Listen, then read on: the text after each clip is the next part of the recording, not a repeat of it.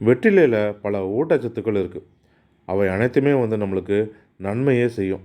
இது அனைவருக்குமே வந்து தெரியாத விஷயம்னு சொல்லலாம். வெறும் ரூ. 1 வெத்தலையில் calcium, vitamin C, vitamin B இது போல் பல சத்துக்களும் அடங்கியிருக்கு.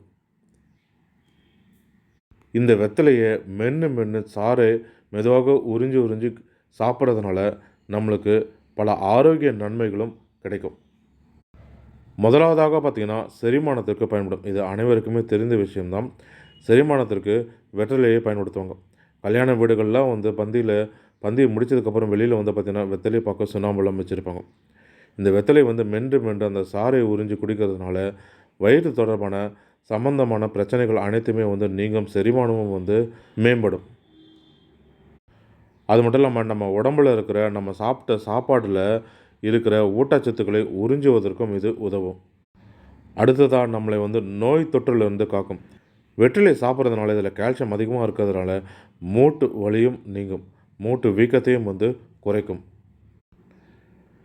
வெற்றிலையில் ஆன்டி ஆக்சிடென்ட் இருக்கிறதுனால வெற்றிலையை மென்று சாப்பிட்றதுனால மலச்சிக்கல் மற்றும் வாய்வு இது போல் பிரச்சனைகளை இருந்து நம்மை காக்கும். இது போல் பிரச்சனைகளை வந்து நிவாரணம் கிடைக்கும். அடுத்ததாக பார்த்திங்கன்னா நம்மளுடைய வாய் ஆரோக்கியத்திற்கும் பல் ஆரோக்கியத்திற்கும் மிகவும் வந்து நன்மை பயக்கும். இன்றைக்கெல்லாம் வந்து பார்த்திங்கன்னா பல் பிரச்சனை இல்லாதவங்களே இல்லைன்னு வந்து சொல்லலாம். அந்த அளவுக்கு நம்ம உணவில் வந்து மோசமாகி கிடைக்கிறோம். சாக்லேட்டு போக இனிப்பு இது போல் வந்து அதிகமாக சாப்பிட்றது, வேலைக்கு வந்து சாப்பிட்றது மட்டும் இல்லாமல் நடுவில் ஸ்நாக்ஸு, நிறைய சர்க்கரை சேர்ந்த பிஸ்கெட் பொருட்கள், இனிப்பு பொருட்கள் இது போல் சாப்பிட்றதுனால நம்ம வாய் ஆரோக்கியம் கருது இல்லாமல் பல்லும் வந்து சொத்தையாகி நம்ம தாத்தா பாட்டி ஆகிறோமோ இல்லையோ நம்ம பல் வந்து இளம் வயதிலே வந்து இழக்க வேண்டிய நிலைமையெல்லாம் வந்து ஏற்படுது. இதற்கு முக்கிய தீர்வாக வந்து இந்த வெத்தலை விளங்குது. வெற்றிலையில் பூஞ்சை எதிர்ப்பு பண்புகள் அதிகமாக இருக்கிறதுனால வாய் ஆரோக்கியத்திற்கும் பல் ஆரோக்கியத்திற்கும் நல்லது.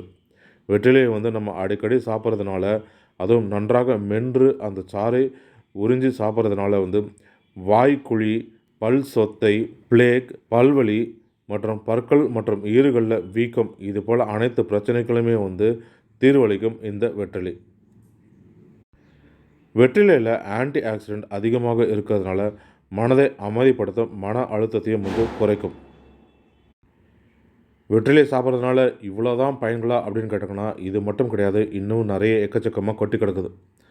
அதன்படி வந்து பார்த்திங்கன்னா நரம்பு மண்டலத்தை பலப்படுத்தும், சருமத்தில் ஏற்படுத்தும் அலர்ஜி, அரிப்பு இது போல் பிரச்சனைகளை வந்து குறைக்கும், வயிறு கோளாறு நீங்கி அஜீரணத்தை போக்கும், இருமல், சளி, ஆஸ்துமா, மூச்சுக்குழல், அலர்ஜி, வாத நோய் இது போன்றவற்றை குறைக்கும், வலி நிவாரணியாக இருக்கும், கோழையை இழக்கும், மலச்சிக்கலை சரி செய்யும், தலைவலியை குறைக்கும். வெற்றிலையை வந்து நம்ம தொடர்ந்து சாப்பிட்டு வர்றதுனால உடல் பருமனும் வந்து குறையும். இன்னும் அதிகமாக வேகமாக உடல் பருமன் குறையணும்னா அதன் கூடவே வந்து ஒரு 2-3 மிளகு வெற்றிலையில் வைத்து நன்றாக மென்று சாப்பிட்டோம்னா வந்து உடல் பருமன் குறையும். உடலில் இருக்க கொழுப்புகள் எல்லாம் வந்து கரைந்து உடல் மெலியும். இவ்வளவு சத்துக்கள் கொட்டி கிடக்குது, மருத்துவ பயன்கள் கொட்டி கிடக்கிற இந்த வெற்றிலையை வந்து தினமும் வந்து சாப்பிடலைன்னா கூட பரவாயில்லை, அடிக்கடியாவது நம்ம சேர்த்துக்கொள்ளணும். நம்ம முன்னோர்கள்லாம் வந்து பார்த்திங்கன்னா பாட்டிமார்களாகட்டும், தாத்தாவாகட்டும், இவங்களாம் வந்து பார்த்திங்கன்னா தினமும் வந்து வெத்தலை பாக்கு போடுவாங்க. அடிக்கடி வெத்தலையெல்லாம் வந்து போடும் பழக்கம் இருப்பாங்க. அவங்களாம் வந்து பார்த்திங்கன்னா இன்றளவுக்கும் வந்து ஆரோக்கியமாக இருப்பாங்க. நோய் நொடி இல்லாமல் நீண்ட நாட்கள் ஆரோக்கியமாக இருப்பாங்க. உங்கள் வீட்லேயோ இல்லை உங்களுக்கு தெரிஞ்சவங்களோ யாராவது தாத்தா பாட்டிகள் இருந்தாங்கன்னா அவங்கள கவனிங்க. நல்லா ஆரோக்கியமாக இருக்கிற 90 வயதுக்கு மேலே இருக்கிறவங்களாம் வந்து பார்த்திங்கன்னா முக்கால்வாசி பேர் வந்து நிறைய வந்து வெத்தலை பாக்கு போடும் பழக்கம் இருப்பாங்க.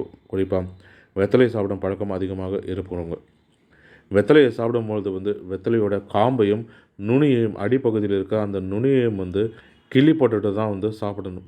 அந்த பகுதியை வந்து அகற்றிட்டு தான் சாப்பிடணும். நுனி அடிப்பகுதியில் இருக்கிற காம்பும் அடிப்பகுதியில் இருக்கிற நுனியும் வந்து நம்மளுக்கு தேவையில்லை. அது வந்து நம்மளுக்கு தேவையில்லாத பகுதி. அதை தவிர்த்து விட்டு வெத்தலையை வந்து நம்ம சாப்பிடலாம். இப்போலாம் வெத்தலை வந்து பார்த்திங்கன்னா வந்து சாப்பிடக்கூடாத வெத்தலை, ஹைப்ரிட் வெத்தலை இது போல் நிறைய வெத்தலைகள்லாம் இருக்குது.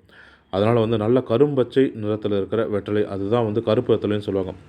அந்த கருப்பு வெத்தலையை சாப்பிடக்கூடிய வெத்தலையா அப்படின்னு கேட்டு கருப்பு வெத்தலை கேட்டு வாங்கி நீங்கள் சாப்பிட்டு ஆரோக்கியமாக இருக்கலாம். இப்படி சிறு சிறு பிரச்சனைகள் வந்து இன்றைக்கி சொல்லப்படும் கொடிய பிரச்சனை வரைக்குமே வந்து மருந்தாக விளங்குது இந்த வெற்றிலை. இதுபோல் வெற்றிலையை அடிக்கடிக்கு சாப்பிட்டு நம்ம உடல் ஆரோக்கியத்தோடு நீண்ட நாட்கள் ஆரோக்கியத்தோடும் வளமோடும் செல்வ செழிப்போடும் வாழும். இவை அனைத்துமே பொதுவான தகவல் தான். ஆரோக்கியமாக இருக்கிறவங்க இதுபோல் சாப்பிட்டோன்னா இன்னும் ஆரோக்கியமாக நோய் நொடி வராமல் இருக்கலாம்.